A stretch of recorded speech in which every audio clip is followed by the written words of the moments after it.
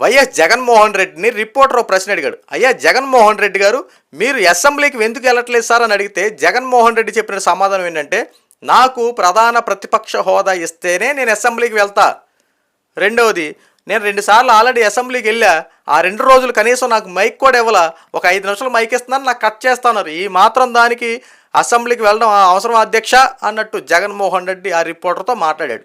ఇక ఫైనల్గా జగన్మోహన్ రెడ్డి తెలిసింది ఏంటంటే, మొత్తం కూటమి సర్కార్ అంతా అక్కడ మీరు అసెంబ్లీలో మాట్లాడండి, నేను ఇంట్లో కూర్చొని 4 గోళ్ల మధ్య కూర్చొని ప్రెస్ మీట్ పెట్టి, మీ ప్రెస్ వాళ్ళందరూ పిలిపించి ప్రెస్ మీట్ పెట్టి, కూటమి సర్కార్ ఏవైతే అడుగుతుందో నేను ఇంట్లో కూర్చొని జవాబిస్తా. ప్రజలు కదా చూడాల్సింది, ప్రజలు చూస్తారు కదా, ఎలాగైతేనే ప్రజలు చేరువవ్వాలి ప్రతి విషయం, ఇలా చేస్తానని చెప్పి జగన్మోహన్ రెడ్డి మొన్న గతంలో మాట్లాడాడు. అయితే ఇప్పుడు ఈ ఫిబ్రవరి 28వ తారీఖు నుండి మళ్ళీ అసెంబ్లీ బడ్జెట్ సమావేశాలు జరగబోతూ ఉన్నాయి. అయితే ఈసారి జగన్మోహన్ రెడ్డి నేను అసెంబ్లీకి వస్తా, నేను వస్తున్నా, అక్కడే తేల్చుకుందాం అన్నట్టు జగన్మోహన్ రెడ్డి మాట్లాడుతూ ఉన్నాడు. అయితే ప్రస్తుతం సోషల్ మీడియాలో ఈ యొక్క టాపిక్ చక్కర్లు కొడతా ఉంది. దీనికి సంబంధించి రఘురామరాజు గారు కూడా ఒక ఇంటర్వ్యూలో మాట్లాడుతూ జగన్మోహన్ రెడ్డి ఎందుకు అసెంబ్లీకి అప్పుడు రాలేదు, ఇప్పుడు ఎందుకు అసెంబ్లీకి వస్తున్నాడు కాస్త మొత్తం డీటెయిల్గా ఎక్స్ప్లెయిన్ చేశారు. అసలు రఘురామరాజు గారు చెప్పింది ఏంటంటే, 2 రోజుల క్రితం ఢిల్లీలో స్పీకర్లకు సంబంధించి మొత్తం స్పీకర్ల సమావేశం జరిగింది.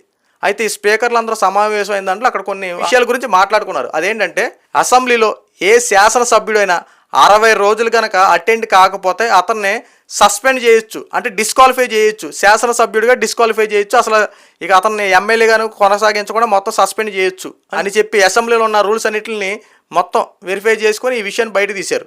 అంటే 60 రోజులు కనుక ఎవరైనా కనుక అటెండ్ కాకపోతే అతన్ని డిస్క్వాలిఫై చేయొచ్చు అని చెప్పి పక్కాగా ఈ యొక్క విషయాన్ని ఆల్రెడీ జగన్మోహన్ రెడ్డికి తెలియపరిచాం. ఆల్రెడీ జగన్మోహన్ రెడ్డి రావట్లా, నువ్వు కనుక రాకపోతే నిన్ను ఖచ్చితంగా డిస్క్వాలిఫై చేస్తామని చెప్పి ఇన్ఫార్మ్ చేసాం. మరి జగన్మోహన్ రెడ్డి రావడానికి ఈరోజు సిద్ధంగా ఉన్నాడు. అంటే ఎక్కడ డిస్క్వాలిఫై అయిపోతానా, ఎక్కడ ఏం జరుగుతుందని చెప్పి ఒక భయంతో ఈ రోజున జగన్మోహన్ రెడ్డి అసెంబ్లీకి వస్తున్నాడు అంటూ రఘురామరాజు గారు కూడా కొద్దిగా ఈ రోజున ఒక ఇంటర్వ్యూలో మాట్లాడుతున్న సందర్భం ఇది. జస్ట్ అంటే ఒక ఆర్టికల్ ఉంది, ఆ ఆర్టికల్ రూల్స్ ప్రకారం జగన్మోహన్ రెడ్డి తెలుసు కాబట్టి వస్తానికి సంసిద్ధంగా ఉన్నాడేమో అని చెప్పి రఘురామరాజు గారు ఈ రోజున డిప్యూటీ స్పీకర్గా ఉన్నటువంటి రఘురామరాజు గారు తెలియపరిచారు.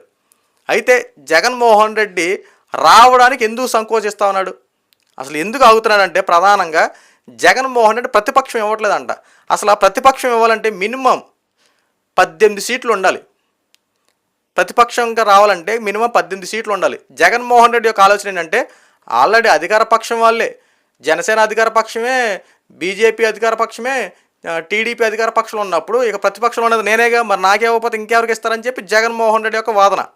అయితే జగన్మోహన్ రెడ్డి కనీసం 18 సీట్లైనా రావాలని చెప్పి అసెంబ్లీ రూల్స్ అవి, ఆ 18 సీట్లు లేకుండా ప్రతిపక్షం ఎలాగేస్తారని చెప్పి అసెంబ్లీ రూల్స్ ప్రకారం దాంట్లో ఉన్న విధానంగా కూటమి సర్కార్ మాట్లాడుతూ ఉంది. అయితే స్పీకర్ అయ్యన్న పాత్రుడు గారు, డిప్యూటీ స్పీకర్ రఘురామరాజు గారు తేల్చి చెప్పింది ఏంటంటే, అయ్యా జగన్మోహన్ రెడ్డి నువ్వు ఖచ్చితంగా అసెంబ్లీకి గనక అటెండ్ కాకపోతే నేను సస్పెండ్ చేస్తాం, డిస్క్వాలిఫై చేస్తాం, దానికి సంసిద్ధంగా ఉండు అని చెప్పి స్ట్రాంగ్ వార్నింగ్ ఇచ్చారు. అయితే జగన్మోహన్ రెడ్డి రేపు జరిగే గవర్నర్ మీటింగ్లో జగన్మోహన్ రెడ్డి పాల్గొంటాడు. అంటే అందరూ ఒకసారి అక్కడికి వెళ్ళి ప్రతిజ్ఞ చేయాలి. ఎమ్మెల్యేగా గెలిచిన ప్రతి ఒక్కరూ గవర్నర్ సభలో ఖచ్చితంగా పాల్గొనాలి. అలాంటి గవర్నర్ సభకు పాల్గొంటాడు తప్ప మళ్ళీ జగన్మోహన్ రెడ్డి వస్తాడో రాదో డౌట్. అంటే 60 రోజుల్లో ఒక రోజు వచ్చినా మళ్ళీ కంటిన్యూ అయిపోయినట్టు వచ్చాడు, మళ్ళీ 60 రోజులు వచ్చినా రాబోయే పర్లేదని చెప్పి జగన్మోహన్ రెడ్డి యొక్క ఆలోచన. అంటే ఒక మాస్టర్ ప్లాన్తో జగన్మోహన్ రెడ్డి వస్తున్నాడు. ప్రజల్లో ఏమైనా అనుకుంటారేమో, వైఎస్ఆర్సీపీ పార్టీలోనే ఏమైనా వ్యతిరేకత వస్తుందేమో, ఎందుకు జగన్మోహన్ రెడ్డి వెళ్ళట్లేదని చెప్పి ఏమైనా ఇబ్బందులు కలుగుతాయని చెప్పి జగన్మోహన్ రెడ్డి ఏదో అటెండెన్స్ వేయించుకోవడం కేవలం వస్తున్నాడని చెప్పి అర్థమవుతా ఉంది. అయితే ఇక్కడ ప్రజా సమస్యల గురించి, ప్రజా విషయాల గురించి మాట్లాడడానికి జగన్మోహన్ రెడ్డి సంకోచిస్తున్నాడంటూ కొన్ని వార్తలు కూడా వస్తూ ఉన్నాయి. అయ్యా జగన్మోహన్ రెడ్డి గారు ఈ రోజున ప్రతిపక్షం ఇస్తేనే వస్తా అని చెప్పి మాట్లాడుతున్నారు కదా, మిమ్మల్ని ఎన్నుకున్నది ప్రజలు సార్. మీ పులివెందుల నియోజకవర్గంలో మీ ప్రజల కోసం మీరు ఏం పోరాడుతూ ఉంటారు? ఆంధ్ర రాష్ట్రాన్ని మీ చేతిలో పెట్టినప్పుడు ఆంధ్ర రాష్ట్రానికి చేసింది ఏమీ లేదు. గతంలో మీకు 150, 160 సీట్లు ఇచ్చిన మీకు కేవలం ఈ రోజున 11 సీట్లు ఇచ్చారంటే ఆంధ్ర రాష్ట్రంలో ఎంత దారుణంగా పరిపాలించారు, ఏం చేశారో ఒకసారి వెనక్కి తిరిగి చూసుకోండి. ఈ రోజున కేవలం మీకు ప్రతిపక్షం కూడా ఇవ్వడానికి ప్రజలు ఒప్పుకోలేదు సార్. 11 సీట్లు ఇచ్చారంటే ఒకసారి ఆలోచించండి. ఇంకేమైనా అంటే ఏదైనా అడిగితే ఏమంటారు, ఇప్పుడు ఈవీఎం పాల్ట్తో గెలిచారు అని టాపిక్ డైవర్ట్ చేయడం, పొలిటికల్ డైవర్షన్ గేమ్ ఆడుతున్నారు అంతే. ఆ రోజున కూడా మీరు గెలిచినప్పుడు ఇదే ఈవీఎంలు కదా, గతంలో ఈవీఎంలతో మీరు గెలిచినప్పుడు అప్పుడు ప్రజా ఓటు ప్రజాదరణతో జగన్మోహన్ రెడ్డి గెలిచాడా? ఈ రోజున కూటమి సర్కార్ అదే ఈవీఎం మిషన్లతో గెలిస్తే దొంగ ఓట్లు వేసుకొని ఈవీఎం పాటలతో గెలిచిందా? ఏంటయ్యా జగన్మోహన్ రెడ్డి గారు మాట్లాడుతున్నారు? అంటే మీకు నచ్చిన కోణంలో మీకు నచ్చినట్టుగా జరిగితే అంతా ఓకే, జరగకపోతే కూటమి సర్కార్దే తప్పు. ఈరోజు చంద్రబాబు నాయుడు గారు తప్పు చేశారు.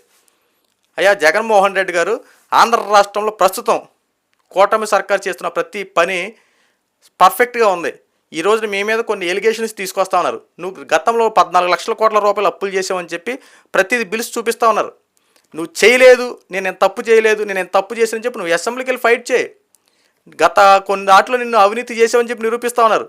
నేను అవినీతి చేయలేదు, ఎంత చేశాను అది చేసి చెప్పి అసెంబ్లీకి వెళ్ళి ఫైట్ చేయి. అంతే తప్ప ప్రతిపక్షం వేస్తే నేను ఫైట్ చేస్తా, లేదా ఇంట్లో కూర్చొని మాట్లాడతా, ఏదో చిన్నపిల్లడు చాక్లెట్ ఇవ్వకపోతే అలిగి మారం చేస్తారు చూసారా, అలాగే జగన్మోహన్ రెడ్డి మాటలు ఉన్నాయి.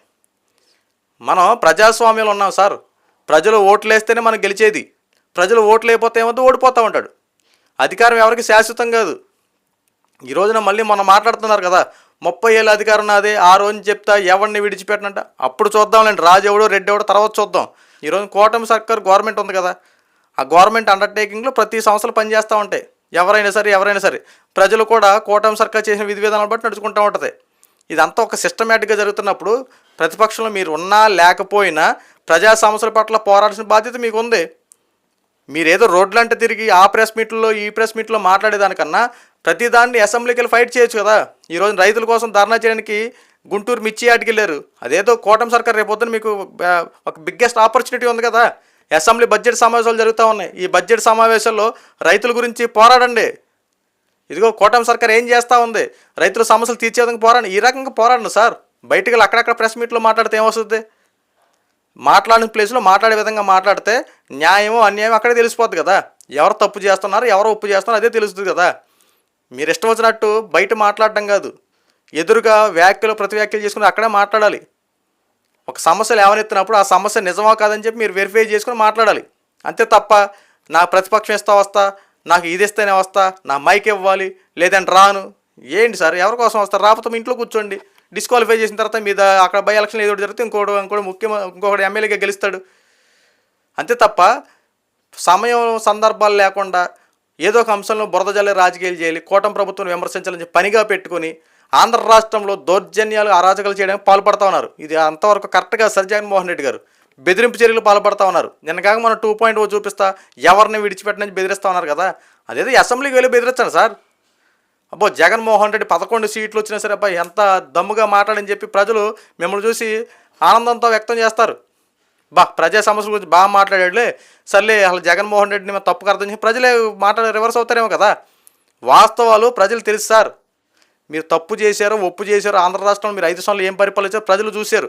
ఈ రోజున ఎన్ని మీరు మాయ మాటలు చెప్పినా, ఎన్ని నిజాలు చెప్పినా, ఎన్ని అబద్ధాలు చెప్పినా ప్రజలు అనేవాళ్ళన ఆ ప్రజా ఓటుతోనే మనకు అధికారం ఇస్తారు, లేదంటే తీసుకెళ్ళి కింద పడేస్తారు. మీరు అసెంబ్లీకి వెళ్ళి మీ యొక్క ప్రతి విషయాన్ని అక్కడ అసెంబ్లీలో తెలియపరచండి. ప్రజలు చూస్తారు, ప్రజలు తీర్పిస్తారు ఫైనల్గా.